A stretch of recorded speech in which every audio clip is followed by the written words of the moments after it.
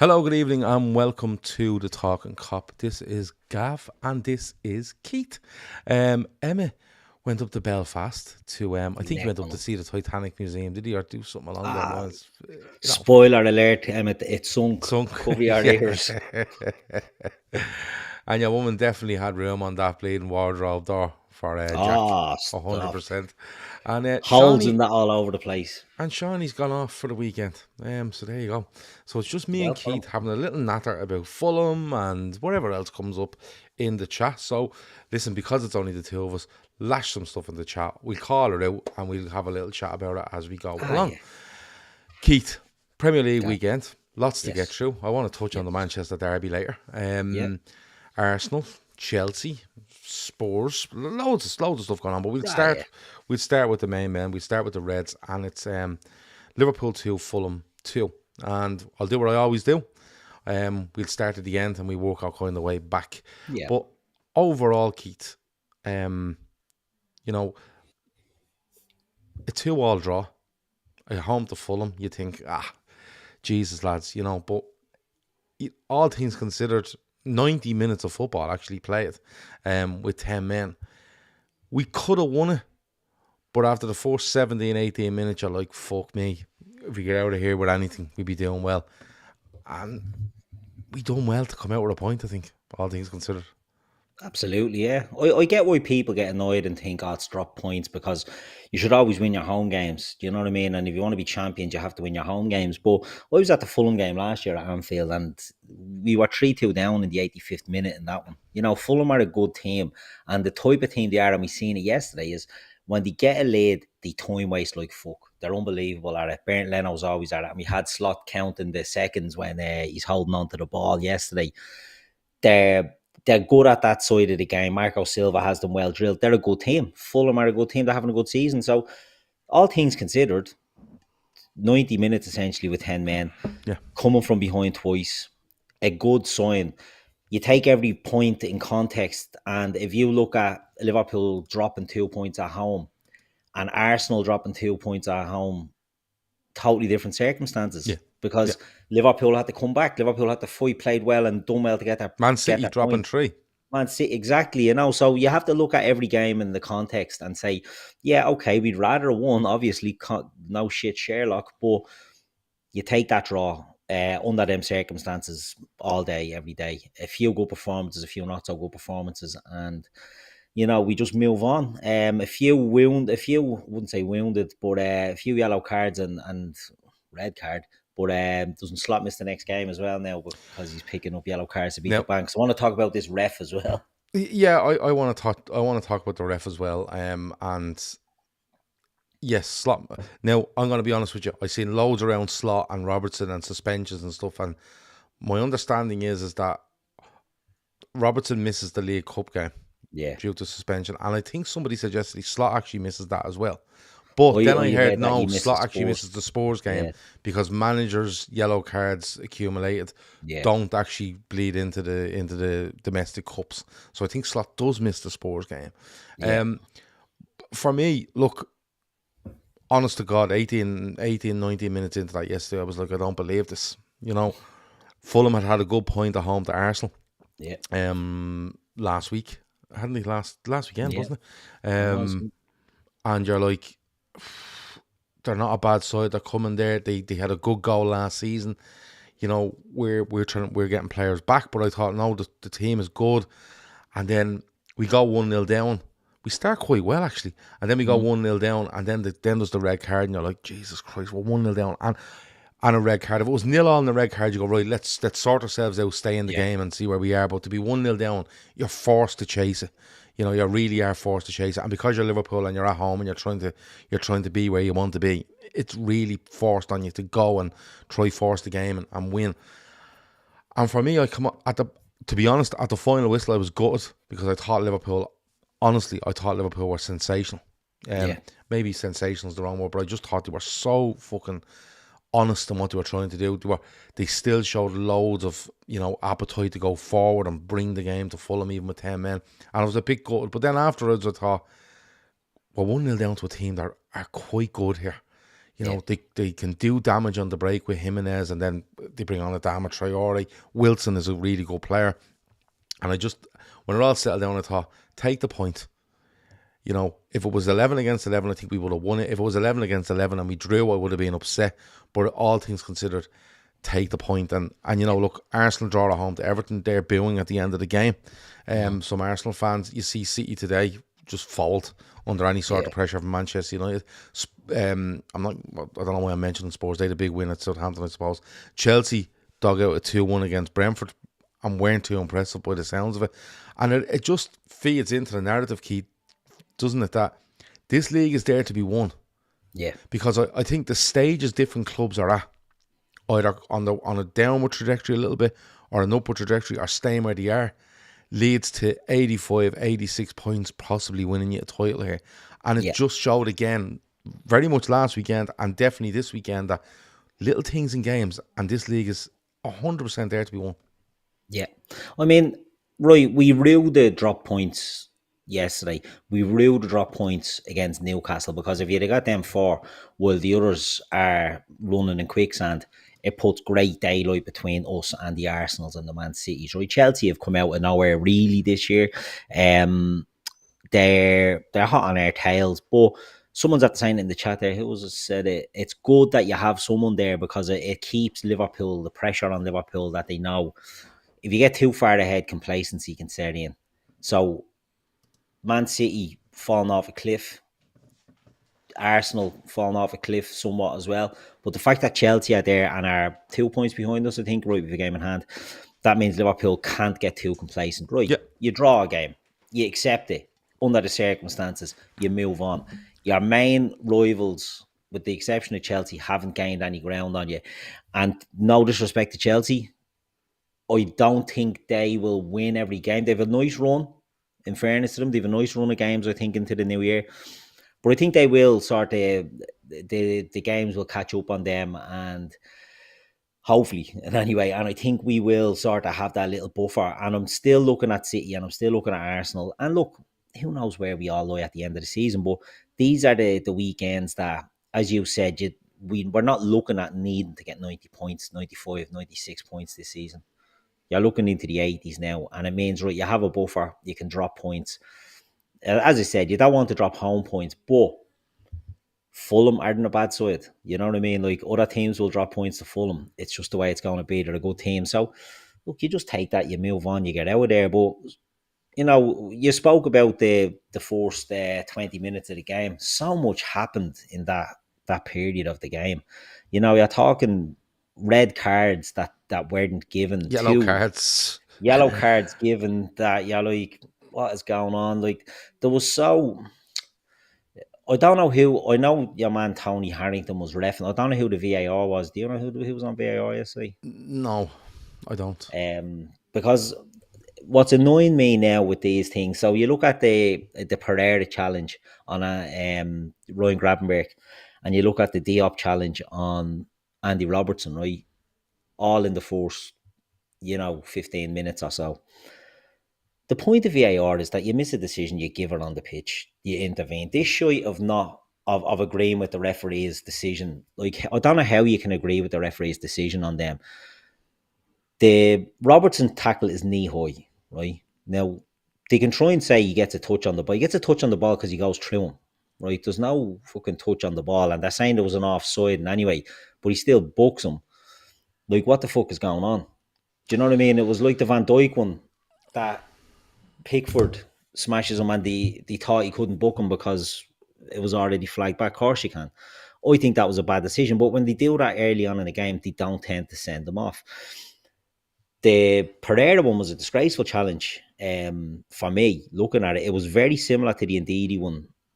Less maybe malice than the Ndidi one a couple of weeks ago, but still, it's a raking challenge. The ball is long gone. Like, it's not like he's not like he's in contention to win a ball. The ball's away. It's too far away. It's a disgraceful challenge. It's a bad one. It can injure someone. It can cause damage. Well, lucky it didn't. But there's 2 really, really bad decisions that go against you. And yeah, air one on Robertson, bang, red card. Now, I'm not trying to say it's not a red card, but is there a covering defender? Is there, You he's see, gone away from goal? It's not as clear cut as some other ones maybe. yeah, But at I the end of have, the day, you probably have to hold your hand up and say, right, his last man takes him out. yeah. Terrible tackle, by the way. There's a few in the chat there saying I'd love to be 10 points clear. Blah blah. Everyone would be love to be Oh, 10 points clear. And Jesus. look, Give me look, 20 points clear. yeah, but look, listen. The the way you need to look at this is we've conceded the last minute goal at Newcastle, right? Unfortunately, Yeah. and you draw with Fulham when you've literally played 90 minutes of football with 10 men, Yeah. and that's all our own doing. Right? Don't. I'm not here to say Yeah. poor old Liverpool. That's our own doing. A goalkeeper makes a mistake at Newcastle, should catch a ball. I think Robertson makes a horrendous decision there yesterday and gets himself sent off. And I'll get to whether I agree with it or not. And Liverpool still managed to come out with points. You know, what you need to think about is if there will be times this season when Arsenal, City, Chelsea, whoever, they will find themselves in these positions. Can they pull themselves out? But Liverpool Absolutely. should have really pulled themselves out of the Newcastle position and nearly done it yesterday. But all said and done, if you win your game in hand, you're 5 points clear, approaching more or less the halfway point. And more importantly, if you think Chelsea are a big threat, it keeps you honest, like you said, Keith. But the second thing is, if you actually win your game in hand, I think you go 9 clear of Arsenal and 12 clear of City. Yeah. Right? All So as it stands, yeah. as it stands, Yeah. and people will say, oh, that game in hand is Everton and all. Fair enough. But at the end of the day, look, we still have a game in hand. We're 2 points ahead. We're still in the lead. We'd love to be more ahead, don't get me wrong. But these little things happen. And I'm saying it for weeks, drops in form, suspensions, injuries, decisions here and there. They'll all happen. But you have to be able to deal with them. And Liverpool have actually, Newcastle annoyed me. That one yesterday, I just think they were excellent. And I left a comment on the screen here from Glenn, who says, I was so proud of the lads yesterday with the fight he showed with him, man. I couldn't echo that anymore. Yeah, just the way they carried the game to Fulham and went, no, we're not sitting back here. This is Anfield, this is Liverpool and stuff like that. But the decisions, Keith, it's a red card for the guy 2 minutes in. Yeah. And people are saying, oh, but it was offside, but it doesn't matter. Doesn't matter. Listen, let me put it this way. If a ball drops in midfield, or a ball goes up in midfield and two guys go over the head and one fella catches a fella and the whistle blows, and a guy comes in then and absolutely smashes a fella in knee height, he's getting sent off. He's getting sent off. It's dangerous play. It's reckless behaviour on the football pitch, whether the ball is in play or not. Like if the ball runs out, but he gives him a yellow card. He gives him a yellow card. And you see, this is my thing on it, right? He gives him a yellow card. And all the stuff that goes on around VAR and stuff like that, and look, my feelings on it. I think it's atrocious. I think the referees are atrocious. I think VAR is atrocious. But you know what we're doing here? Or what I think they're doing here is they're trying to let this guy make a decision and give a yellow card and going, I'm not going to pull him on this and say, listen, go and have a look at that because I'm kind of dropping him in it. And they think they're protecting the referees, but they're not. Yeah. What they're doing is they're putting them into a deeper fucking hole because me and you and, everyone else that, produces content or anyone in the pub is sitting there going, that fucking referee. Instead of going, do you know what? The referee probably seen it at a certain angle, gave a yellow. By all means, the VAR come in and go, mate, it is a tackle. You've given a yellow, but actually, you might want to go back and look at this. And instead of actually, they think they're protecting them, but they're not. Yeah. They're just not. Exactly. But they're actually putting them in a deeper hole, right? That's a red. Okay? Pereira should be on the pitch, right? Yeah. Because, as you said, if he clips Gravenberch's ankle, you go, that's a yellow card. Professional. Yeah. And you know what? If a Liverpool player clipped the fella going through midfield, you go, nice one, take that yellow. We're under pressure there, right? But it's not that. And even if the referee if the referee sees an angle where he thinks, he's caught him on the ankle there and giving him a yellow, the VAR just go, listen, we have an angle here, and he's literally raked from the back of his knee down to his ankle when the ball is nowhere near. Again, it's dangerous play. It's reckless behaviour, right? And they don't. They let him do the yellow. For me, Pereira shouldn't be on the pitch. No. Robertson shouldn't be on it either. Yeah. Because I think it's a red card. And I think for the simple reason is, right, people are saying the ball skews away, it runs to, I think it might be Jimenez, Van Dijk clears it, but the thing is, the point of contact, when he takes that touch, he's now ahead of Robertson, regardless where the ball goes, when he takes that touch, there's nobody between him and that goal. And when Robertson commits the foul, doesn't matter where the ball goes. And if you look at Evan Nielsen a couple of weeks ago against Saliba, right? Yeah. Right? Is it Evan Nielsen? Is that what I Yeah, it pronounce is. that Yeah. right? Yeah. Well done. He's not in possession of the ball. But what Yeah. they read he is going to get to that ball, and there's no one between him and the goal. The goalkeeper's retreating. Okay? You don't have to be in control of the ball. He fouled him. He's goal side of him, and there's no one between them. So I think it's a red card. And I honestly think there should have been 3 red cards in the first 20 minutes there yesterday. Yeah. Wouldn't disagree. And because VAR think they're protecting a referee, they're actually not. They've just left him in a bigger hole. And Exactly. the one I think the one he actually gets right is Robertson. I think the other 2 he gets wrong. But I think, and people say have Liverpool blinkers on about that. I think the other 2 are more clear and obvious red cards. To be honest with you, with the hindsight of VAR, because the thing about the red card, right? I think he cleans out Harry Wilson, or he does a terrible bleeding effort of a tackle. Wilson's touch is not going towards goal; it's going away from goal. Yeah. The ball goes to Jimenez, who he plays the advantage on. Jimenez, But he makes the doesn't balls play the away. advantage. Well, he lets him go and shoot, and then calls It goes through, and then when it's cleared, he blows the whistle and goes back. He never actually signals for the advantage. I think if he signals for an advantage, I think Robertson gets away with it. And people are saying the ball skews here, but you have to remember when he touches that ball, right? When he touches that ball, we have a covering defender, which is the rule. But he does not. There's There not. is, so there's a defender running. Who was it? Someone's running in with Jimenez, isn't that like? So it's not as clear. Yeah, but when the touch actually happens, it's a red card. I've no real qualms about the red card. I just think the way it's being sort of dealt with. So if we look at the one you mentioned there, Saliba's red card on Evan Nielsen. Yeah. Evan Nielsen is getting to that ball without a shadow of a doubt. He's getting to that ball. We had one in the next game against Chelsea, didn't we? When Jota was going through. Was that the one that injured him actually? And Adaribo, your man takes him down, doesn't he? And laid hands on him. Yeah. But he was going away from goal, and the direction of the ball is travelling does have an impact on it. We must get Carlo Shea to explain this to us and see what the story is. Look, I think it was probably a fair red card, but I just think it's a bit more contentious than the other. I thought the other 2 were absolutely cut and dry red cards for me. Yeah. But Kev says there, I think he's talking to me when he says yes, he does, and he allowed the shot. That's advantage. Yeah, I don't think he signals for advantage though. I don't think he puts his hands up to say we're playing advantage here. Because if he puts his hand up to say I'm playing advantage, and Jimenez chips the keeper, because now he has the advantage. He's in on goal. He has the advantage, right? He chips it, and Van Dijk boots it away. I think if he's actually signaled for that, he's gone. Listen, that tackle there, fair enough. But the ball's run over here, you actually end up with a chance off the back of it. I've given you the advantage. But because he doesn't, it allows him to go back. Yeah, it allows him to go back.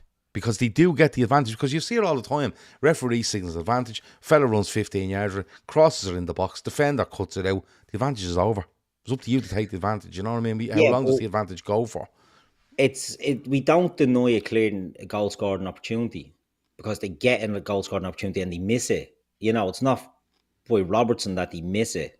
So I don't know and this is just me trying to be, devil's advocate a little bit, because I don't know the rules around that and the thresholds that they want to do. I do think it's a red card, just based on what we all know what football to be. You clean a man out, it's a red card. I just think the other 2 should have been red cards. Yeah, as well. no, I think he does play an advantage. He doesn't signal because I think he's a coward, and I think he shouldn't be reffing if he's not. He definitely plays an advantage because he lets him go through, and he comes back and he red cards him. He doesn't go to the VAR to say what's the story with this. So he's made his mind up. That's a red card, and I'm going to let this play out. So to me, he plays an advantage. He doesn't give the signal, but that's down, I think, to him being a bit of a shy bag ref. But I don't think he's in control of the game from minute one yesterday. Oh, Jesus, no, because absolutely not. He gives the yellow card for that tackle by what's his name? Diaz. No, the Fulham fella in the first couple of minutes. Issa Diop. Yeah, right. He gives that, right?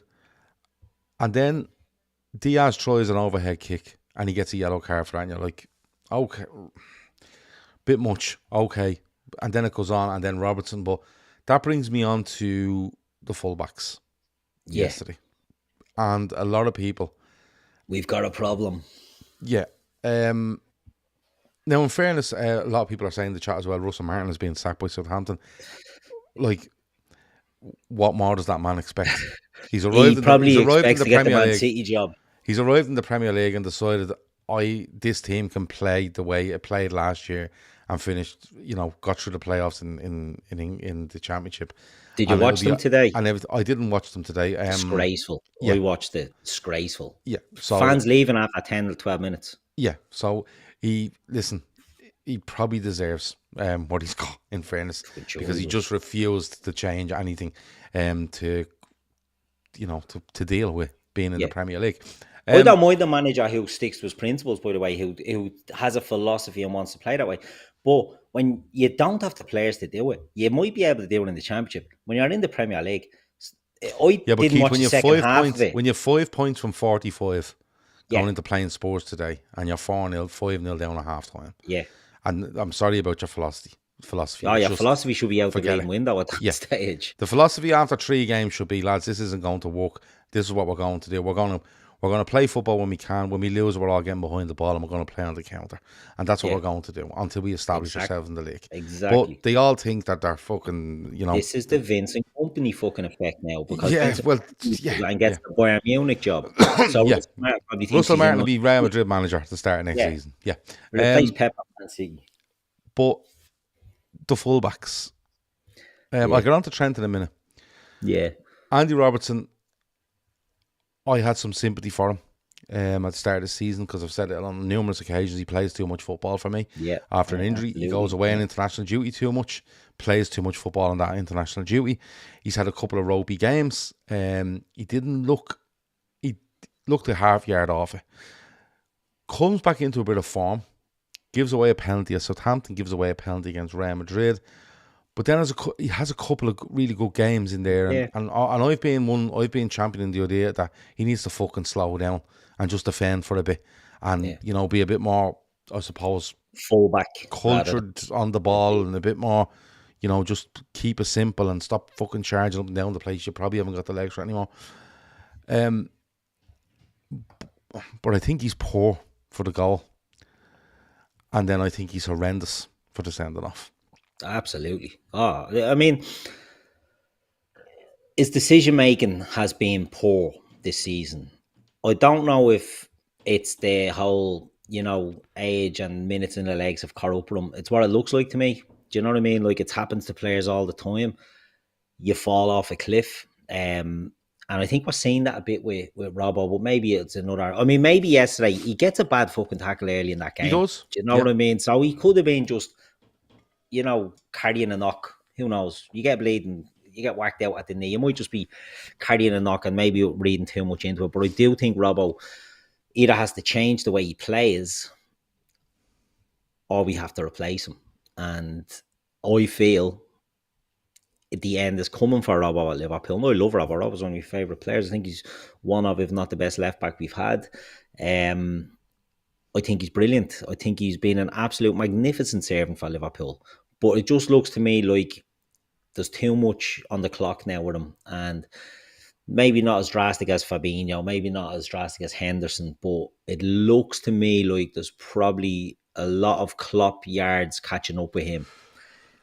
And the fact that we don't have the players, which people aren't mentioning, this injury crisis when everyone else is having them, it gets highlighted and championed. Liverpool are playing this with 5 defenders at the moment.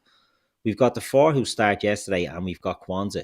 Now, I know we can bring up youth lads and all that to play, but this is what we're dealing with. Our 2 reserve fullbacks are injured and our centre-back is injured. So we're doing this without the ability really to rest them, because if we were to play, let's say against Spurs next week, I know he's not suspended for that one, but let's say we were to put Gomez there, well, then we're having to put Kwanzaa in at centre-back, and Kwanzaa's not in the greatest form either at the moment. Do you know what I mean? So whatever we do, we're sort of having to balance and juggle, and we're doing well with it. In fairness, we're getting away with it. Kwanzaa has a stinker against Newcastle, but we get back into the game. We nearly snatch it and we lose it. But there's problems there for Liverpool in the sense that we don't have a lot of cover at the moment. So we're gonna have to rely on Robbo. We're gonna have to play him until Tsimikas gets back, because I think it's a position. I think it's a position that we're going to have to really upgrade, and we're going to have to look. And look, the media has us linked with Ray and Aït-Nouri all the time. It has us linked with Kerkez off Bournemouth. It's looking at left backs, and it says that Liverpool will probably do that. John Thomas is saying he thinks he'll get one. We'll go for one in January. We could do. I've said I'd be looking at someone who can do centre back and left back. You know what I mean? Nathan Ake type at City. I don't think he will. No, but that's what I would, well... Yeah, no. You don't go back and shop, and managers won't go back and shop at their old clubs, but your man Hanchko at PS or at Feyenoord would be a great option. He was the left back and centre back. He could play both. Do you know what I mean? But I don't want them just to go, we'll go back to Feyenoord and get a lad of now. Do you know what I mean? Like, I want the scouting team to be picking the right players and bringing in the right players. Yeah. It's, like, don't get me wrong, I'm not against Liverpool making a sign or two in January. I think someone said it there, like, it could be a real push for Liverpool if they make a sign or two.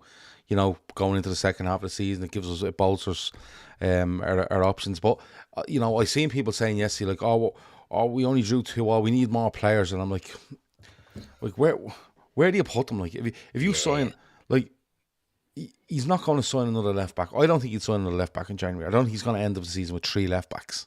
I just don't think he is. I think it's something that you look for in the summer. But I do think when it comes to midfield, I think there's an argument to bring one in there, right? Yeah.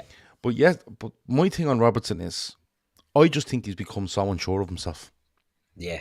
Like if you take the goal there, I don't know if I have sympathy for him. And I don't know if he's doing anything radically different to what any left back would do, because as a left back, when a ball goes down the right hand side, left backs do tend to tuck in close to their centre backs, just in case a ball goes in and it happens to drop after a centre forward and a centre back go for it, and you're there as cover or whatever. It goes over the top of his head. He should probably see Pereira there. And then it deflects off, and I think Alisson saves it, other than the deflection. And these things can happen. As much as we're kind of going, Jesus Christ, like, how has he got that in? How has he managed to squeeze that in? Most fullbacks do that. They tuck in. Yeah. You know what I mean? They tuck in, and maybe he shouldn't. Maybe he should look over his shoulder and go, right, I'm just sticking to this guy. But the reason they tuck in is because they feel that it's less of a chance on the outside of them. Whereas if he goes tight to Pereira and Pereira darts inside him, he's inside him, he's goal side of him then. So there's loads of little bits that fullbacks, when they're actually defending crosses from the far side. The thing on the sending off, though, I can't understand for life of me why he just doesn't play back to the goalkeeper. Like, when that ball is played there, there's enough pace in it where he just runs into position and just sweeps it back to Alisson. Fulham go, fuck, that was a break. And they stand off, and Virgil or Gomez goes and gets it, or wherever it might be. Or he lets the pace on the ball run past him and actually turns out towards the left back position with it and puts it up the line.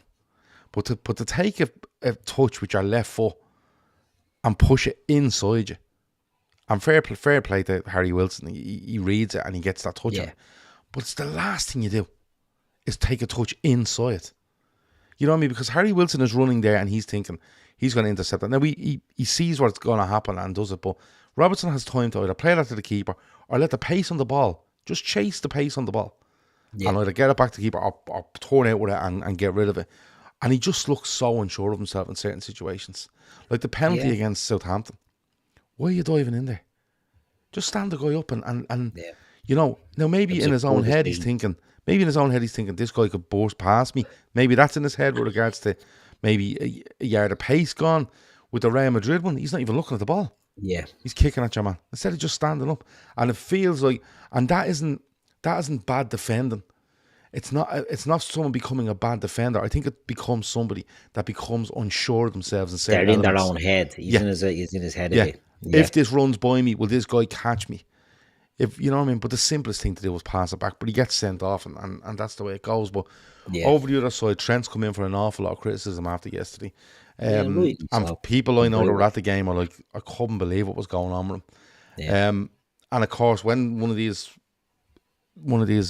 performances are dropped in, it's like, he's gone. That's the end of him. Blah blah blah blah blah. But I thought he was so poor, Keith.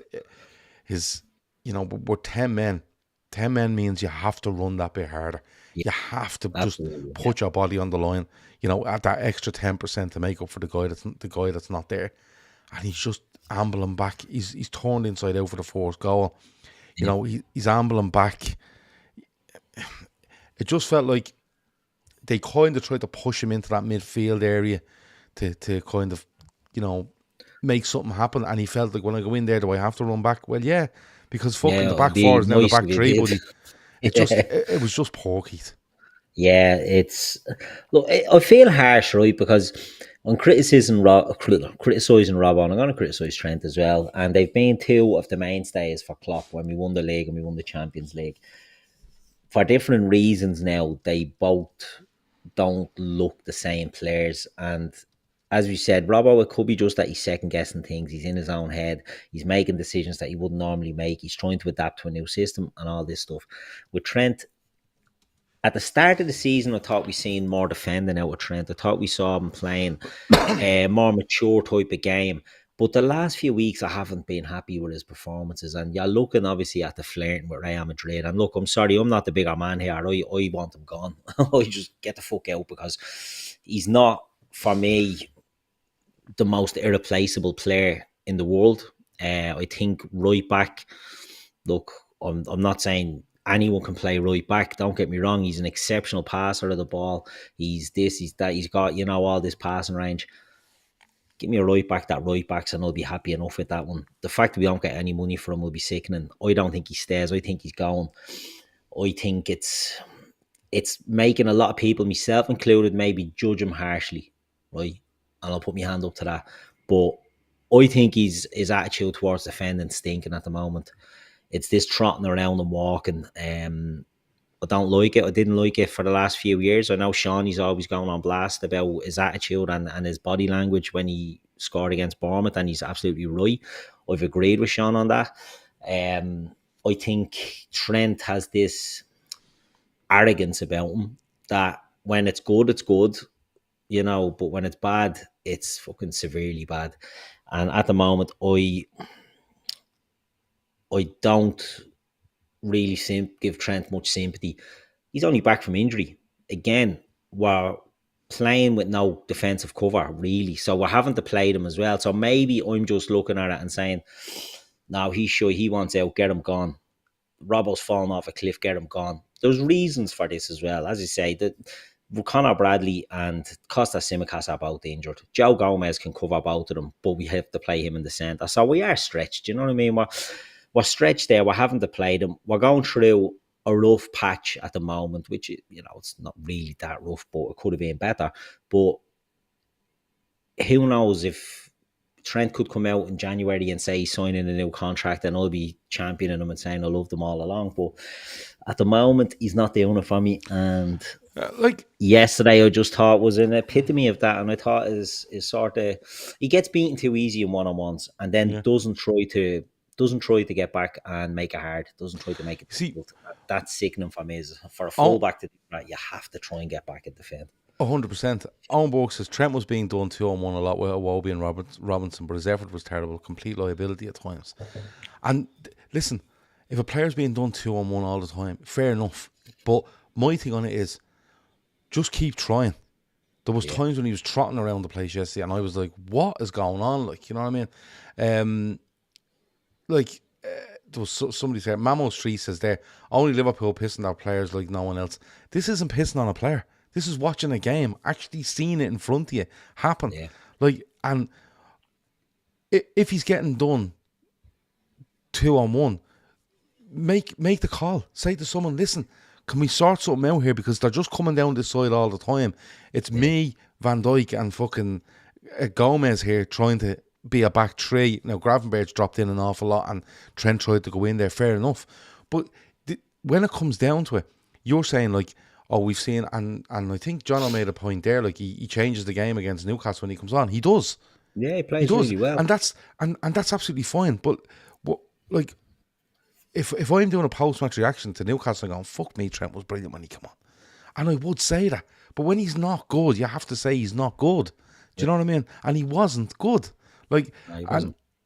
and when I watched the yesterday, it was like on the ball wasn't too bad. Set pieces weren't great, you know.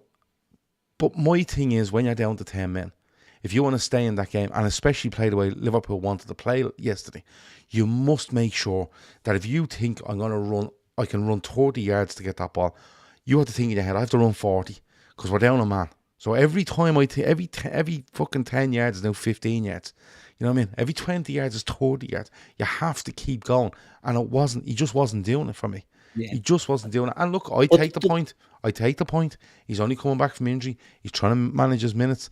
That's absolutely fine. But if that's the case, then, if that's the case and you wanted to play in midfield and you don't, and not running back is okay, put Quansah on for a midfielder and throw Trent in there and go, listen, you go in. But that doesn't apply anyway, because the three in midfield, which we ended up with, it was a mad fucking system he played. It was like a 3-2-4 near the end.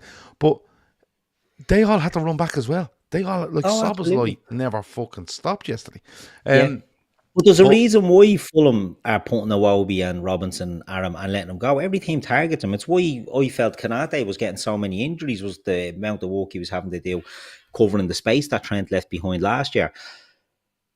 It's all right to have a little pop at him and say when he's not doing it, he's not doing it. I was saying it tongue in cheek that I want him gone. Do you know what I mean? I also said that if he signs a new contract, he'll be his biggest fan again. But when he's not good, call him out, because teams target him. There's a reason why teams target him, because they know he vacates the space and he doesn't go back and cover it.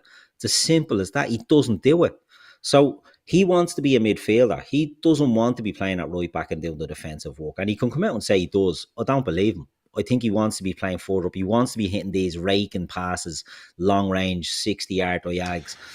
Yeah, but if you look at our system, and we've spoken about this season, it's actually tailored more to protect Trent in particular, right? Or he's got more protection, which means it's an easier job for him to defend. I'm not saying, defending is easy, but it is easier if you have somebody that's helping you back. Usually that's one of your midfielders that's coming in, because Salah does stay up the pitch quite a bit. So you have, like, some McAllister comes in and helps, or whoever it might be, right? But when you go down to 10 men, it's like, lads, we cannot do that. Because if we do that, we're literally going to have to go like 4-4-1. Do you know what I mean? And we're going to have to bring someone in defense. And in order for us to stay in that system where 11 men play, we're going to have to literally concede the ball in territory, because we're down a man. Where Liverpool trying to force it. When you're trying to force it, you have to, your midfielders, your defence, all of you have to just keep going and going and going. And the majority of them did. They absolutely did. But I want to turn on to some positivity, because, and I want to throw Gravenberch's name in here, because I thought, and Jones as well, to be fair. Yeah. They were excellent in the effort he put in. But Gravenberch was fucking brilliant yesterday. He was everywhere. He was centre back. He was cutting stuff out. He was winning ball in midfield. He was getting us moving. He has a poor game at Newcastle, where I just think he looked a bit leggy. But Jesus Christ, he played that game yesterday, and I thought he was unbelievable, to be honest with you. Yeah, he's absolutely sensational. Nobody's seen it. Nobody's seen the transformation in him playing in that role. And he looks like he was born to play it. And I've been following him since he was at Ajax, right? And people would say, I done it at Ajax. Didn't do it at Ajax. Edson Alvarez was there with him at Ajax. He was always the ball carrier. He wasn't maybe the iteration that we saw last year with Klopp, but he certainly wasn't this. And what we're seeing here now, give him the ball under pressure and he will make things happen. He will get away from that pressure. He will stride away with the ball with his long stride, gets him up the pitch quicker than others will. He's been a revelation. He was awful against Newcastle. It's the first game that he was bad, in my opinion. Not alone in the majority of that Newcastle game as well. But I think since then he's played well again. So I think that's a sign that he wasn't just riding a little wave at the start of the season, which probably deep down we all thought, can he sustain this form? 3 or 4 man of the matches in the first 3 or 4 games. And you're like, can he sustain it? I don't know. He has sustained it. He's had a bad game and he's come back better again. So look, I think that's a huge sign for the lad. I think he's a smashing player. I think he's he's still only young. You know, you forget how young this guy is. I think he's only 21 or 22 at the moment, so he's got a 22. lot of developing to do. He's developing lovely, and I think it probably, I don't know if it changes the focus of what Liverpool will want to do in that area. You know, transfer priority wise, like, is Zubimendi still a priority? Or are you looking then at someone else? You know, so I don't know. It's. I think it's taken everyone by surprise the way he's played. It's like finding money in your jeans after a night out. You know what I mean? Like, you think we don't have a midfielder, we don't have a six, and you get this fella coming in, and he's just absolutely. He's the best midfielder in the league, in my opinion, by a distance. There's nobody close to him. And that's not to say he's a better player overall than Rodri before anyone starts. Rodri's injured. He's having a better season. End of story. I just think he's brilliant. I think Curtis as well was great yesterday, as you said. The both of them, they didn't give the ball away. They kept the ball. There Yeah, was a and I lot think of... they do keep the ball in what should have been an overrun midfield. Yeah. And not only that, they keep it, and they're constantly trying to get us forward. Yeah. You know, it would have been very easy for them three to go, listen, when you get it, pop it between us and try to get it to one Trent that's out on the right, or if Gomez is slipping down the left-hand side a little bit, or maybe try to get it to you know, just safe. But it wasn't. You know, it was constantly trying to get us going. And you see, my thing on this is, and it goes back to probably the January transfer window or whatever, I think it screams out for a midfielder. No matter how good he is, or how good the others are, I think it screams out for it, because I think you unlock more in air midfielder if you bring another top class one in that position. Because look, Elliott comes on yesterday and does quite well. He's very unlucky. He bends one towards the top corner. He's quite unlucky. Yeah. But I think if you have, let's take a Zubimendi who protects the midfield very well. We've seen him in the, like, honest to God, he came on in that Euro 24 final against England, right? And I didn't even notice Rodri wasn't there, because he screened, he won, he kept it simple, he moved with the ball when he needed to. Very good in seeing danger and everything else. And I'm not saying he comes in and you go, well, Gravenberch can't play there anymore. What I'm saying is that if you have a Jones that falls off a bit of form, or a Szoboszlai that falls off a bit of form, or a McAllister that gets a couple of bookings, or anybody, what I'm saying is that you can turn around and go, I'll put Zubimendi in there, and then I'll put Gravenberch in the McAllister role, or I'll put Gravenberch in the Jones role, Jones/Szoboszlai role, because Gravenberch for me has all the tools to play any of them three. You know what I mean? Yeah, he has them legs that he just stretches by people. He has an eye for a goal. You know, he likes a shot. It just, no matter how well these 3 or 4 play, I think it screams for another one. And I just think people are talking there about, you know, putting the foot down in January and stuff like that. I just think it makes perfect sense where Liverpool go, you know what, we tried to get this guy, right? Can we strengthen now? Is he available now in January? If he is, what are we waiting for? Let's go and do it. I don't think it disrupts anything. I don't think he has to come in and go, you're playing the 6 from day one till the end of the season. But he's a great option to have. It's another option to have. And not only that, it's a bit of forward planning for next year. But I can't give the forward or the midfielders enough credit for yesterday, because I just thought every one of them, subs and all that come on, anyone, their effort was absolutely phenomenal. Absolutely. But I think the profile, what I'm saying, the profile of the midfielder might be different. So someone said it there, I don't know, a few comments back. Richard Lefebvre said he'd go for Baleba over Zubimendi. And, you know, maybe that's what I mean. Maybe you look for a more athletic, you know, ball carrier than an elegant sort of ball player. Who knows? Or maybe he's more accessible. So I think we should be looking to do something to help them out in there. It'd be interesting to see what that is, you know, what we go for, because another body won't hurt. Jono says that Endo and Morton aren't trusted, so they need to be replaced with players that the manager trusts. Couldn't agree more, because if you've got 6 lads that can play in them 3 positions, you rotate. It's not that they're getting dropped, it's just, look, you're getting a rest, bang, you're back in. So yeah, I think it's definitely one that we should be looking to do. Jim Bowes said, I think Zubimendi was approached by City and offered more money to wait till January. I believe he will go there. Look, if you believe Steve McManaman, Zubimendi was in Liverpool jerseys getting official photos taken, and then you know, said no. So he clearly liked what Liverpool had to offer money wise wasn't Yeah. an issue. If you look at City now, my big thing with City is that who goes there? Yeah. Now, don't get me wrong, agents will get you a nice move, nice wedge of money, and then if it all goes tits up, you might get a move. But you know, I think if Zubamendi is available in January, and fit, by the way, because he's a back injury, but if he's available, I think Liverpool, if they knew he was available, I think Liverpool might go back in. I thought when it didn't happen, that'd be the end of it. Yeah. And I like the Baleba show, by the way, but Baleba was there in the summer as well. Do you know what I mean? I think Yeah. Zubamendi, if it's possible, I think Liverpool will go back in, and nobody really knows what's going on with that, or you know, by the looks of it, Liverpool thought it was all done and dusted. They're taking photos of him in jerseys, and then it gets turned on its Well, head. the thing is, he's been notoriously hard to get out of Sociedad, and loads of teams have tried. And Liverpool seem to have thought that they got it done. So there was obviously something was agreed. I know there was a lot of back and forth, and they haven't agreed this. And he obviously sort of gave his word. I'm not gave his word, but agreed to sign for Liverpool. So he liked something about what Liverpool were offering and what Liverpool were trying to do. So I don't think it's dead either, but it'll be interesting to see. I'd love to see him at Liverpool. I think he's brilliant. Who? Baleba?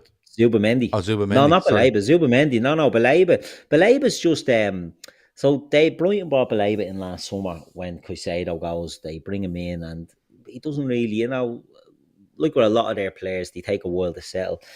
He looks good this season, you know what I mean, Baleba. But sometimes you'd rather not be buying from the Premier League just because of the Premier League tax. Do you know what I mean? So Yeah. maybe they will. Maybe you're looking at a Baleba and Zubamendi are going to cost the same amount of money.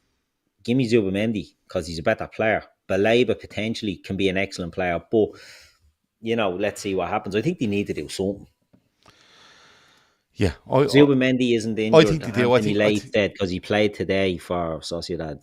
Yeah. Oh, he Played did. 90 minutes. Yeah, he Oh, played did he? 90 minutes today. Right. Yeah. No, because I heard there was a back injury. I mean, nobody. Yeah, there was a back injury, but when he went off injured, they were saying suspected fracture in his back. He could be gone for this. It wasn't. It was just a little bruise.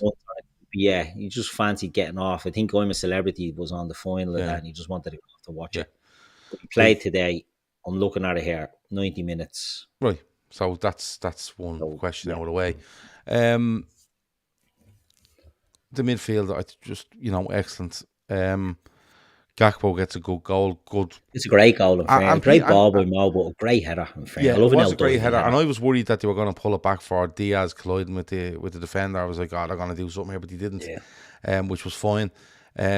Big shout out to Gakpo because he works his rocks off as well, and people were going, where's Salah? And I was kind of going, lads, we're down to 10. No Liverpool player is going to actually take this by the scruff of the neck. It's all about tempo and trying to get chances and making the most of the chances you get. And Liverpool, I think, ended up with more fucking possession than Fulham and more shots and stuff like that. Sorry, just going back to the Zubamendi thing.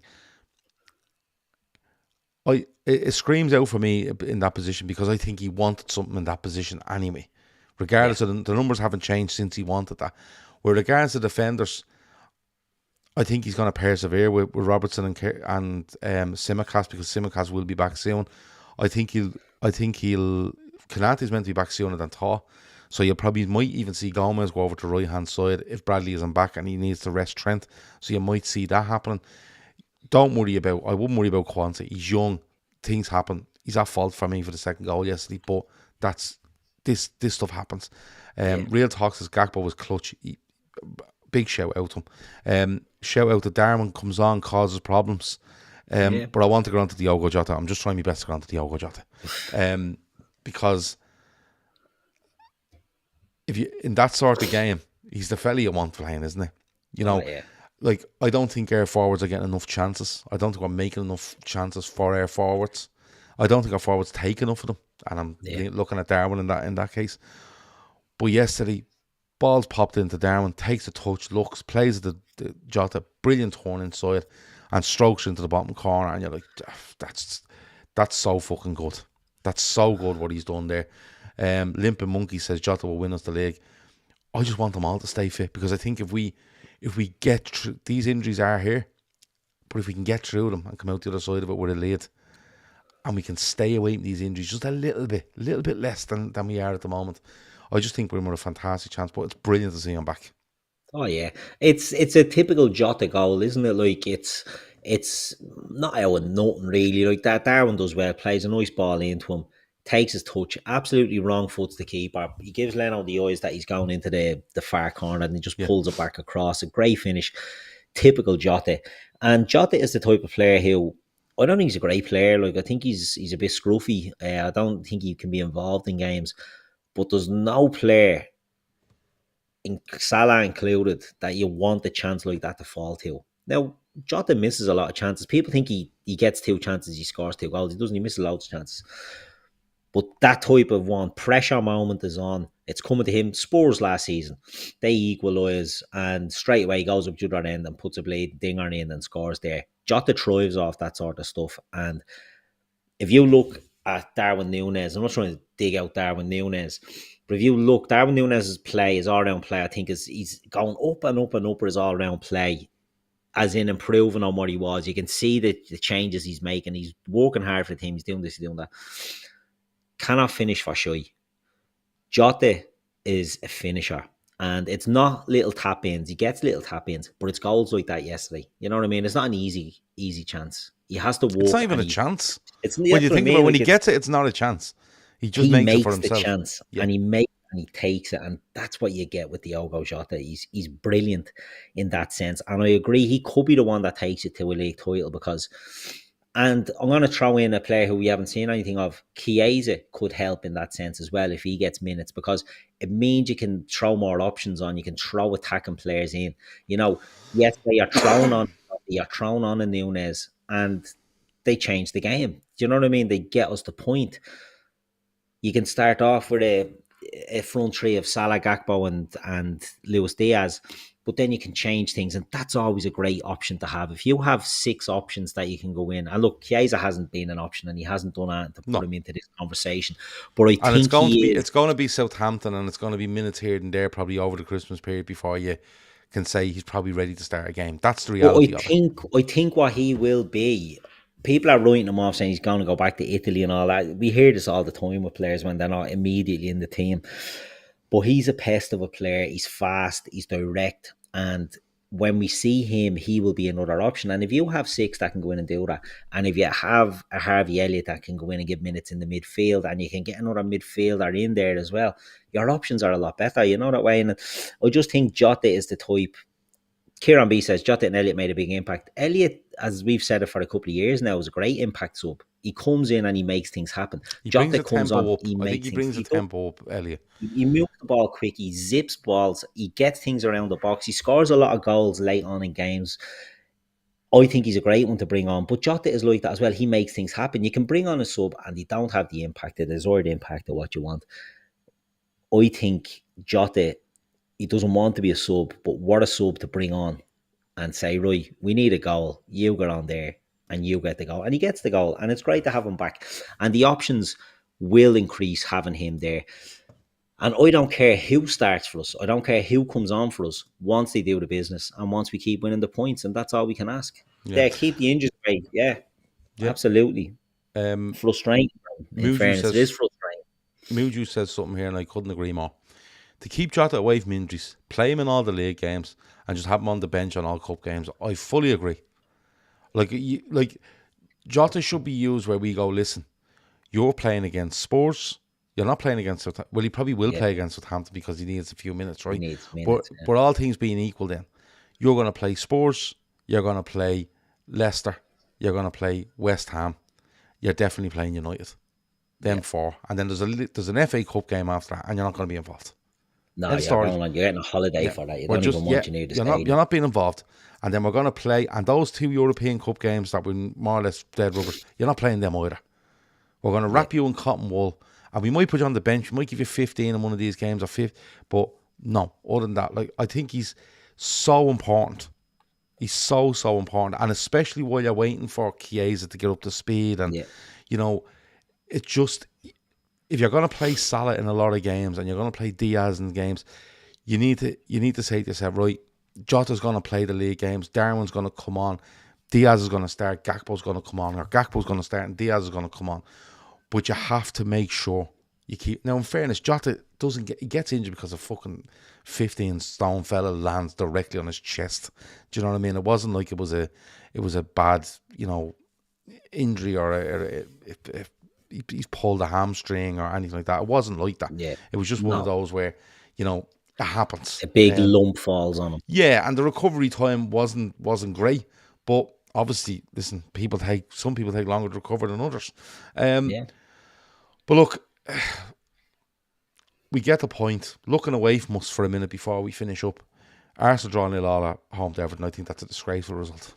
Yeah, fucking sure it is. I think it's a disgraceful result. It is. Everton are fucking pony, like they're only difficult for us because it's a derby. Do you know what I mean? Like, other than that, Everton are an abomination of a team. Arsenal at home should be putting them to the sword and fucking battering them. And to get a 0-0 draw, not to score, Arsenal have huge problems. They do not score goals unless it's a set piece. They've decided that they're now the set piece kings. Are doing all these fancy corner routines where they're running. I'm murals are the set piece fella. Oh, that yeah. Is that Arsenal? I can't believe win the dog didn't get one. Yeah, the new ways to make you think this fella, right, Mikel Arteta. I know Arsenal fans, some of them love him, some of them can't stand him. He is the ultimate David Brent. Like, he's absolute cringy, this fella. He's an absolute shyster. The Emperor's new clothes. Talks like he's playing great. Brendan Rodgers, Mark II. Talks a good game. Makes himself out to be God's gift. He's absolute shy. Absolute shy. They should be beating Everton at home because Everton are not a good team. As I say, the only reason they're difficult for us is because it's a derby and derbies mean more, and certain teams will perform in them games, which if I was a fan of them, I'd be disgusted at. You know what I mean? You can perform against Liverpool, not that they usually do, but sometimes they pick it up. But you can go out and get absolutely upended.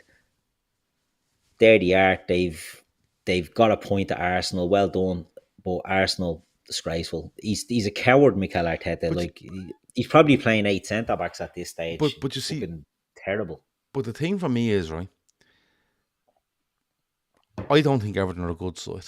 No, right? they're not. I think, and no disrespect. Everyone knows I listen to an Everton podcast all the time. And the big thing for me coming out of that podcast all season is, if any team have a go at Everton, they can't handle it. No. Right? But Everton handled that yesterday. And I have this theory on Arsenal. And it's this. I actually think he's turning Arsenal into the exact opposite of what anybody else would do with that group of players. And he's turned them into this mechanical side that are reducing their creativity every week to try be this kind of stat bomb side that, we get a corner, we score among every 8 corners, so they think, we'll get fucking 15 corners, we might get 2 goals and we'll win the game. And when you look at the makeup of that squad and what they are, it's the last thing I'd look to do. They're good at corners, don't get me wrong. Oh.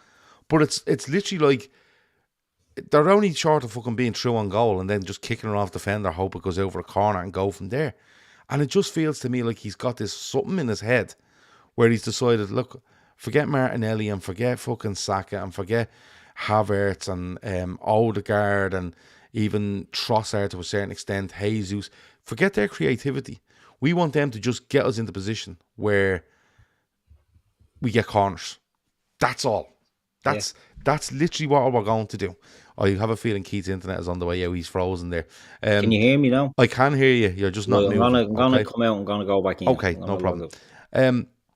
But the thing for me is, like John says there, 5 years, 800 million spent building towards relying on corners to win games. And like, I'm okay. I'm absolutely okay with teams being good at corners. It's part of the game. Like, exactly. Yeah, and we say it all. We say it all the time. Like, geez, they're a great side, but they're really threatening out from corners. And you kind of go, it's just another string to their bow. And a lot of teams that are really creative and stuff aren't good at corners, so it's a real plus for them. Yeah. But their creativity is actually dropping at a massive rate in order for them to win corners, and Saka to be practicing corners before, and Declan Rice to be practicing corners, and it's just mad. And at the end of the day, right, Kieran says there, Arsenal's last 3 games, 3 Premier League games, 3 goals from 3 corners. Yeah. Manchester City, if they'd have won today, would have been level with Arsenal. And Man Yeah, City are going and through the they're worst having an run they've abysmal had time. in 18 years or something. Do you know what I Yeah, mean? So that kind of tells you where it is. But on City, like, they just completely implode today. They're yeah, 1-0 up. cowards. They're 1-0 up. And the funny thing is, they're 1-0 up, and United are doing fuck all. Yeah, they're Right? brutal as well. There's an argument on a penalty on Hoyland from, was it Diaz? And you're kind of going, that's touch and go. But other than that, Bruno Fernandes chips it over Ederson, but starting into the game, but absolute clear-cut chance, and you're playing really good football. It's not really there. And as soon as they put a little bit of pressure on Manchester City, they can see the penalty, Crumble. and then the second goal. Don't get me wrong, Ahmed was brilliant, great run through, touched over the keeper, Yeah, gets and around a target. good finish. Yeah, But the left back is absolutely. watching him running across that pitch Yeah, and just lets him go. yeah, And then the defender running back to goal just keeps running instead of stopping. yeah. If he just stops, he just traps It's the ball. nearly like he's about to stop it, but he just decides he's going to go in the goal and anyway and let this thing roll in. They're an awful shower. Look, Man City, when you have to go to the well, and I said this about Liverpool, when you're constantly having to go to the well, it takes it out of you, and physically and mentally, it takes it out of you. Man City are a broken team. Now, it doesn't mean they're not going to come back. They are mentally and physically broken at the moment. They're easy to get at, which they never were. They're mentally brittle, which they never were. And you saw it today. Manchester United are not a great team. They had, I'm looking at the stats on it here, right? City had zero big chances. The whole game, zero big chances. The possession 52-48, so close in possession. City are usually dominating possession. Passes 491 to City, 467 to United. Even game, 10 shots each.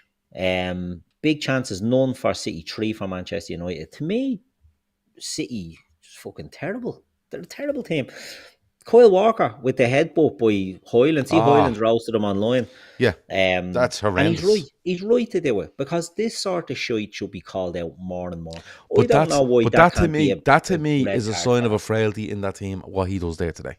Yeah. Oh, If you never see that before. if they're fully motoring, they're fully motoring, and he stands up to Hoyle like that. He laughs in his face and he gets back Yeah. and he defends and he goes, doesn't matter because in 5 minutes we're gonna have the ball in your box and we'll probably score.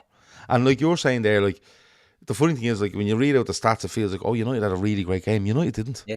Didn't. Not even They brutal. didn't. They actually just showed a little bit of go in them for the last 15 minutes and actually gets, Bruno Fernandes chance. You have the Hoyland penalty claim. It's all like, it's just when they decided to have a little bit of a go. And don't get me wrong, they didn't have to do an awful lot Yeah. to get it. Do you know what I'm saying? They just didn't Yeah. have to do an awful lot to get it. It was absolutely mad to watch, and that's why I keep pointing at this league. And don't get me wrong, I understand people saying should we sign people in January? Maybe we should. I think we should add Yeah. one. I agree. Now I'm not going to say, oh, we're 1-0 down to Fulham. We need more fucking players. And FSG's name popped up again. Yes, I was like, for fuck's sake, can we just watch the game? You know what I mean? Like, I'll say it again. John Henry probably wasn't even watching that match yesterday. No. He has all the people in place to do the job, right? Yeah. So it's not fucking FSG. We Like, it's mad. was But only anyway, watching that. I'm not getting into it. But I do agree that they should. I think they should look to do something in January, just to go, listen, we're in a brilliant position. If anyone thinks we're going to fall away numbers wise, bang, there's a lovely signing. One we wanted, we can get him in 6 months late or 6 months early, whatever way you want to go and look at it. And it just gives everyone a boost. It's great. And other clubs will look to do that as well. But I think over this last weekend and this weekend, I think it's shown massively how there's a league there to be won, because people will make mistakes. They'll drop points. Liverpool have minimised the blows, I think, with the 2 draws rather than, probably should have won at Newcastle, but maybe take that one away. That was unfortunate. Was poor, to be honest with you, for the majority of the game. That one yesterday, I think, is a good point based on the shit that went on. But Well, there's 2 games that you can look at and say it's a good point yesterday, and it was a drop points against Newcastle. Because if you're 3-2 up after fighting back and you're going into and you're in the 90th minute and you concede, then that's that's drop points. where do Whereas you yesterday, boom, you gain. Where are you on? Where are you on Chelsea at the moment? It's hard to tell with them. Like, Winning lots of I games. don't. They're winning all their games. Yeah, they win all their games. They score a lot of goals, but I don't know. I'm not overly impressed with them.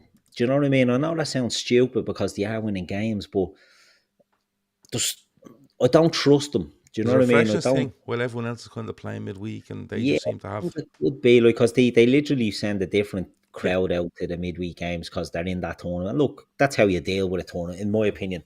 That's what you do. I'd be disgusted if Liverpool were in that and we're sending out first team players or first 11 players. yeah. You send out a squad that's on your fringes and young players. That's who goes. And Chelsea are doing that and they're managing it well. They've a nice run. They have a possibility that they will stay in there, but I just think their keeper is muck. I don't think they'll win a league with him and goal. He's fucking terrible. Their defenders aren't great. I'm not a big fan of their defence. I just think they have like an excellent midfield, right? And we all mock them. They spent a lot of dough on them, but Enzo Fernandez, Moise Caicedo, Romeo Lavia, excellent. Cole Palmer, one of the best attacking players in the league. So when you have that, you have a chance. But I just think that keeper is a stock and a shy who will let them down, and that'll be that death nail for me. We saw it when we played them. He was at fault all day. That fella in goal, he was playing brutal. Um, I think they will push. I think they'll have a good season. But they're saying, it's too early for a title charge for them. So when they start dropping points, they'll be happy enough to revert to the mean and get a top four. I genuinely think their target will be a top four position. Do you know what I mean? I don't think they'll be, But they, they'll, but they they'll should be be on. They saying should be on themselves. higher than that, though. Oh They yeah, should but be. they will be saying, look, we will be going for that league. But I think if it starts to go, do you remember we were chasing Man City and we were chasing and it was a chase and you're like, Yeah, right, you can't afford to drop.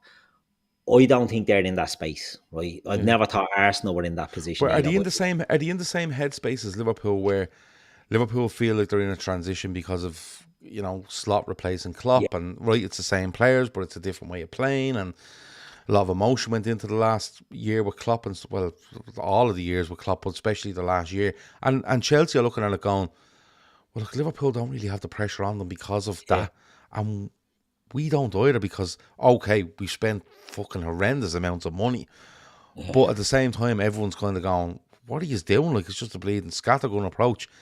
They could be in the same headspace as us, where I think the Arsenal headspace is completely different. Oh yeah. They're under all sorts of pressure to win something. But the Arsenal and Manchester City are, their managers are whack jobs. Do you know what I mean? They're two absolute clowns. And don't get me wrong, I say all the time, Pep Guardiola to me is one of the greatest managers of all time. But he's a lunatic. Do you know what I mean? His carry on seeps into the players, and Arteta with his nonsense will seep in. Maresca is just going about things. As you say, they've snuck in under the radar. I don't think they had a great start to the season, and all of a sudden now they're there. They've taken advantage of so many other teams falling off. And we Mm. just have to make sure that we're staying ahead of them. And we have to hope that our experience, because we still have a lot of lads, when you think about it, who won the league and won the Champions League, there's still a fair few of them in there. And you'd have to hope that they will say, look, we just keep it. We go each game, take each game as it comes. We've got a coach who seems a calm enough fella, even though he's suspended now for 3 yellow cards. We seem to have a coach that doesn't, he's not overly emotional. Not that there's Mm. anything wrong with Klopp, by the way. I love Klopp that he was emotional because with Liverpool, I think that emotional connection, it's always sort of a match made in heaven. I think the emotion of Arsenal is toxic. Do you know what I mean? They're like a psycho that you meet in a nightclub. You give her your details and she's hounding you on Facebook and you're trying to get rid of her and shows up at your gaff and your job and all. They're not good emotional. They're Ah, bad Jesus emotional. Christ. Do you know what I mean? Like they're Yeah, absolutely disgraceful emotional. yeah. And Man City are just, a well-oiled machine that are falling apart. But I think Chelsea are sort of riding the wave at the moment. And I think they will come unstuck. And it could come back to haunt me, but I think they will come unstuck, but that they will be happy to Make get a massive top four progress from last and just season. make progress. Yeah, yeah. And then next season they might look and say, look, Arsenal, I think the bubble is burst there. City, they might come back again. Liverpool, if Liverpool win the league, we might still say, well, they're still a transitioning club. There's a chance to get in amongst it. And I think that might be what they look at. But I think if it starts falling off for them, they'll just be happy to be in the mixer at the end of the season. But who knows? Yeah. Sam says Chelsea still have to go away to Newcastle, City, Arsenal, Brighton, Bournemouth, and Villa, I think, too, and they will drop points. Maybe they're the team that have had the coin fixture list so far all along. Yeah, he's not a lot has been spoke, but they did start at home to City, and they've been away to us. They've been home to Arsenal. I think have they played United? They might have played United. I'm not too sure. But the thing is, like, for me, we can talk about them, but we haven't seen a Chelsea side go through this Christmas period and see what way they react and come out the other side, and you know, if they get a couple of injuries and they have to throw a few players in that are only playing on fucking Thursdays every 2 weeks, what happens there? So there's an awful lot of what's and maybes, like, but again, Liverpool just have to concentrate on themselves. I think it's a huge game against Spurs next week, because I think that kicks you into Leicester and West Ham and United, which I still think all them three are there for the taking. Despite United's win today, I still think they're all there for the taking. And if Liverpool come out the far side of the new year, or after the United game on the 5th of January, I think it is, if they can come out the back end of that and you're 6-7 clear, you know, would I actually think if they won all them games, be more than 6 or 7 clear? Yeah. But if they were to be 6 or 7 clear, and you're kind of going, right, lads, we're 20 games in now, you know, they're in with a massive chance. But you're still kind of waiting to see where teams are and how they react to different things, aren't you? At certain stages, and Chelsea are definitely one of those as well. But listen, we've been going on banging on our Arsenal fans for not taking Liverpool seriously throughout this season. So I don't think we can turn around and go, oh, well, I'm not taking Chelsea too seriously. You know, so we're looking at the teams who are 12 points behind us and ignoring the team that are 2 points behind us. Yeah. No way. Like, you have to be wary of them. Yeah, absolutely. Anyway, we're going to leg it because we've done over an hour. John Brooks asked a question earlier on. I've kept it and I wanted to throw it up here. He said, very simple, lads, rancheros or waffles? I'm not a big smoky bacon fan. Waffles, if I had to pick, terrible. Yeah, they do. So if I had to pick, I'd probably go with rancheros. But then waffles, you're getting the value, aren't you? It's a bigger bag, or it used to be. Feels like an awful lot more in the waffles than the rancheros. You see, I remember years and years ago, I don't know whether it was rancheros come out or I only discovered rancheros. I was probably about 6 or 7, and me and my uncle, who's only about 4 years older than me, took a couple of trips to the shop and just spent a lot of money on rancheros because we thought we were the best thing ever. So I kind of have this love-hate relationship with rancheros now, where I look and go, oh yeah, I don't mind a ranchero, but then when I start eating them, I'm like, geez, remember when I was 6 and I ate all them rancheros? Waffles repeat on you something desperate. Yeah. I'd never buy either of them. I'd never buy them. I think I'll go with waffles. I don't know. I'd be more of a chipsticks or a Skips. It depends what humor you're in. If you're sitting on the sofa watching a match and you just want to eat crisps nice and slow and enjoy them, waffles are your man. Yeah, I haven't had them in years now, I suppose. I haven't had them in a good while. Madge hits it there. Scampi fries. Big fan of the old scampi fries. Yeah, but you're talking about repeating on you. Yeah. Jesus Christ, like, you know what I mean? You're not getting the wear. You're not getting the wear off any mutts with a bag of I'm not after any of these things, you know what I mean? You know the blade and the waffles and the rancheros aren't going to help you out here. David Campbell says rancheros not great recently. I think they lack flavour than they used to. Chickatees used to be elite in the 90s, says Paul Gormley. Chickatees are horrendous now. Is this something? Is the crisp industry taking the piss now because everything seems to have gone downhill? I think everything has become harder with less flavour. Yeah.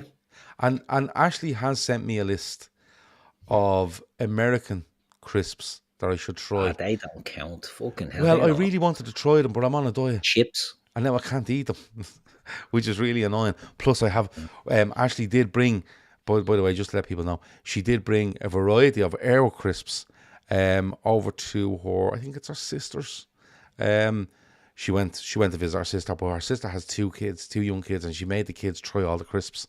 And I have got 2 videos there, and I am going to edit them down and we're going to make YouTube sensations of these two kids at some stage. So that is coming. I just haven't got a chance to edit it. Cheer on But beat disco salt and vinegar. Yes, now we're talking. Again, I disco. haven't had discos in about Do 20 you remember? years. Do you remember with the discos? You used to get the little bag To get a little with sachet of the and flavour. the little sachet of flavour you could throw all over Yeah. the top of them. They were fantastic. They were always heavy on the flavour, weren't they? The old Yeah, discos. You'd discos were get like whopper. a load of powder in the end of the bag. That was Yeah, just pure salt and vinegar. yeah, They were the yeah. ones. Loved Crisps them. are great. Can't eat them Yeah, anymore though. I'm yeah. not Now that allowed. you're a new man, yeah. Yeah, I've lost Fair 18 play. pounds in 18 days. There, what a man. Inspirational stuff. You've inspired me to think about it as well. So Just to think about it, but I'll have a I think. won't give I'll it much do nothing thought. but. But there you go. Chickadees. I love chickadees as Marky Mark. I don't give a fuck.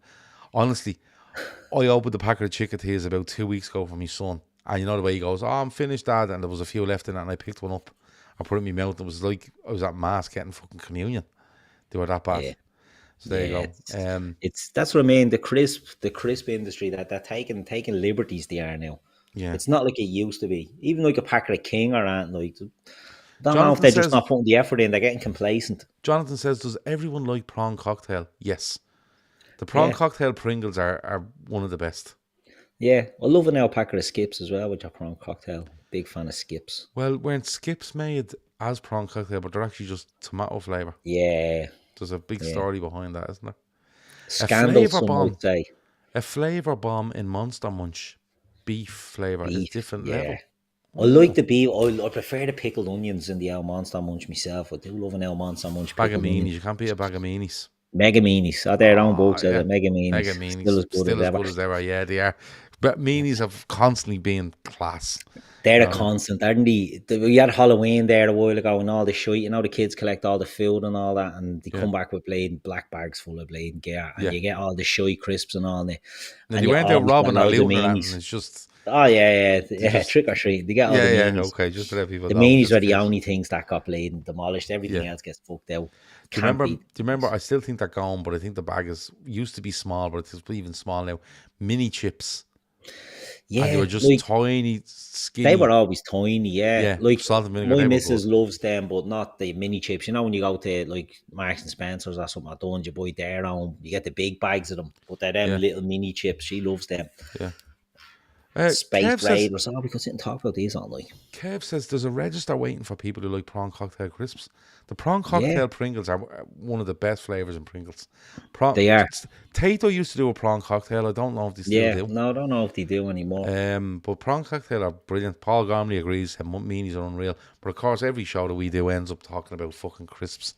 There's so much. Like, I mean, if we're looking to put people on a register for crisps, if it's not for ready salted, I don't know what the fuck it is, because they're a waste of everyone's time. My son only eats ready salted. You know, the red Pringles.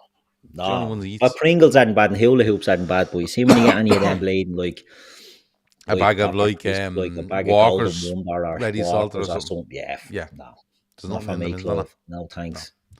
There's no beating the Tato cheese and onion. A safe classic, but nothing better than that. Match bread, loads of butter. I'm going to be honest with you, Jerry. King crisps are nicer than Tato cheese and onion. Yeah, I'm more of a King man myself. Yeah. But I do like Tato. Tato have upped that game in the last few years. Megan says she used to get beef flavoured meanies. Oh, controversial. Can't remember them. No. Yeah. Megan's up the north, is she? That might be a Nordy thing. Yeah, maybe it might be a Nordy thing. I don't know. Please confirm, Megan, if that is a Nordy thing. Because I've never heard of them. David says, Gav, be careful. All this crisp chat doesn't tempt you. Mate, come here and I tell you, right? There's a press inside of my gaff in the kitchen. And there's probably, honest to God, 50 bags of crisps in it. Loads of bags of popcorn. Fucking chocolate cookies, bars, you name it. And I haven't touched one of them. I have a bar of Lindt chocolate, which is 85% cocoa, which is horrendous, by the way. And I'm allowed 1 square of it a day. That's it. 1 square a day. So me cup of tea around 9:30 at night. I make a cup of tea and I have my square of chocolate and I sit there. And believe it or not, I'm as happy as a pig in shite because the food I'm allowed to eat on this diet is sensational. I just don't touch certain stuff and I make sure I do me 10,000 steps a day and I'm brand new. Tato used to do a Worcester sauce flavour, unreal his own. Correct. I remember them, They were fantastic. Are Perry crisps still around? Haven't seen them in years, says Jerry. Haven't seen them in yonks. They Are used to be a they? thing, didn't they? Are they?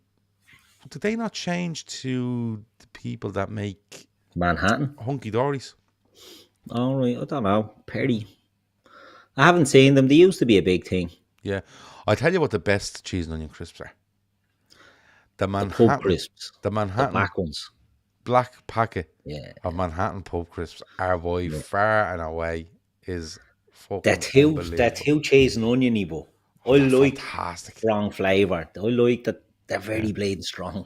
yeah. I walk up beside the Manhattan factory. It's Oh yeah, yeah. bleeding smell of On McKee popcorn Avenue in all coming out Finglas. of it. Yeah. Yeah, So it's quality. bleeding smells great up there. What kind of diet are you on, Gav? Oh, I can't explain it now. The talk about crisps though. Richie71 says Johnny Onion Rings. I'm not a fan of Johnny Onion I'm Rings, but not. my You know wife what? and We had daughter this love them. discussion. They were the ones that we piles of them after Halloween, loads of them there. And my missus only said to me, "Is anyone eating these fucking onion rings?" And everyone, no. So they all got fucked out. Yeah, Just don't like onion rings at all. Johnny Onion Rings are a huge hit in this house, to be You fair. remember Funyuns? I They know were the like name. it. They were a softer sort of onion ring. They weren't the crispier ones. They were bleeding awful as well. Yeah. Funyuns. And Owen Burke, big one here, he says, I've said it before, I'll say it again. Little onion rings are elite. There you go. So if you're in Little, head for the aisle with the big bags of crisps and get the onion rings. And if you don't like them, sure, blame them. There you go. If you like insanely over the top flavour, try the salt and vinegar crisps from the Co-op. A bag will melt the roof off your mouth. I love the strong. Well, this will be in the UK because we don't have the Yeah. Co-op here. So there you go. Space Invaders says Kev showing his age. Yeah. Nice, I like it. Well, yeah, Space Raiders, I think they're called now. But Whatever they're thing, called aren't now. they? Space Invaders were great, Kev. I Right? always liked the Banshee Bone. Yeah, Banshee Bones, they're ones that seem to give you the value now. Hot Lips, Banshee Bones, Yeah. What was the other one? Spicy What was Rings, the one? Toy Rings, Smoky all bacon them ones. flavour. Ghosties. Do you remember them? Yeah, Ghosties, Wheelies, all them sort of things. Yeah. Well, I think we've got about 15 minutes out of this chat about crisps. Yeah, So we have to. I was going to say we'll apologise to people that weren't tuned in for all football, but we're not apologising. No. We do what we Yeah, fucking Paul want. Gormley's hit one there. Brannigan's crisps were phenomenal. Beef and mustard and ham and pickle. You used to get them in Right. England all the I time. can't. And I my can't do outfit this. always And bring them home. you know why I Lovely. blame on all this shit? Gary Lineker. Do you remember you used to do the Walker's ads and be like, roast beef and gravy flavour? Go and ask me bollocks. Yeah. You know I was what in the shop today and I saw Walker's sausage sambo flavour. Yeah. Sausage sandwich flavoured Walker's. But give me a break. I remember being in Any Spain, sausage I want. and you know when you go out to Spain, you get the what's the one you always buy in Spain? Layers or Layers. But there was this other one called, I think they were called Ruffles, ruffled. and they yeah. were ham and cheese flavour. Yeah. And I'm like, no. Not having that now. Burger Bites is pronoun. Burger Bites used to be great. They've gone too small, Yeah. and the taste has kind of gone off them as well. Yeah. But anyway, we're going to leave it at that. Anything else before we go, Keith? Anything else in your mind? Anything else you'd like to talk about? No, I think we've covered everything there. You know what a way to end the week. Yeah. Having a good chat about crisps, reminiscing, rolling back the years on a lot of them. Yeah. Everyone's enjoying it. Still 367 people tuned in here. Yeah. So And the other 60 there were watching, I gone off to get themselves a bag of crisps, which in fairness. Right. I have nothing else to talk about either. what have you got for the week? Our charities are in the description. If you want to donate, please do. If not, share them amongst your family, your friends, your colleagues, wherever it might be. With regards to shows, I think I'll be on at 10 o'clock in the morning doing one of those. The show I done last week, which was the standouts, where just stuff that stood out to you over the weekend of football. I'm going to ask all the lads to do this podcast if they want to join me at 10 in the morning. Most of them work, so they won't. And I'm going to ask everyone, if you're a member, because it's a member show in the morning, if you're a member and you would like to come on the show and have a chat with me for half an hour over a cup of tea, please let me know. I'll be doing that from 10 o'clock. Tomorrow night, we will look back at the weekend's football across the whole Premier League. It will be me and somebody else. I don't know who it'll be. And then we'll be back into, of course, Tuesday night, probably previewing South. Is it Tuesday? Wednesday we're playing? I think it is. Yeah, I think it might be. And we'll be previewing Southampton, and then we'll be doing reaction to Southampton, and then we'll be looking forward to Spurs and all that sort of stuff. Sausage of the week, Real Talk has smashed it. Kyle Walker is sausage of the week. He Yeah. absolutely is Oh, sausage of the week. What a disgrace. fucking sap. What a Um, wanker he is. what a sap. Anyway, that has been the Talking Cop for Sunday night. Thanks to Keith. Thanks to me. Thanks to everyone in the chat. Like, subscribe, comment, turn on your notifications. Become a member. $3.99 a month. You get loads of different shows in the members feed as well. And you get shows where everyone can watch, but only you can comment. All that sort of messing. And it's good value. A good few people have got gifted ones over the last week. I hope they enjoy that, and I hope they come back for more when they do. The amount of members is rising, which means that more and more people are getting involved in the members show, which makes it even more and more crack as we go. That's been it. Talk to you in a bit. Over and out.